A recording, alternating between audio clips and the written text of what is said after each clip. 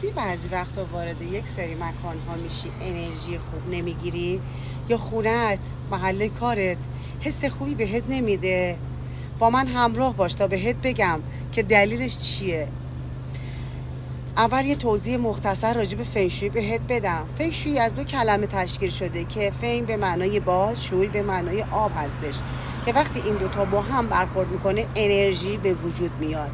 اطراف ما اشیا، رنگ ها، نمادها همه انرژی فعال دارن که تو با متعادل ساختنشون، با چیدمان درست میتونی انرژی ثروت، شهرت و روابط عاطفی درست رو به خونت بیاری. با من همراه باش تو پستای بعدی تا بهت بگم چجوری میتونی انرژی رو به خونت بیاری و برقرار کنی. دیدی بعضی وقتا وارد یک سری مکان ها میشی انرژی خوب نمیگیری؟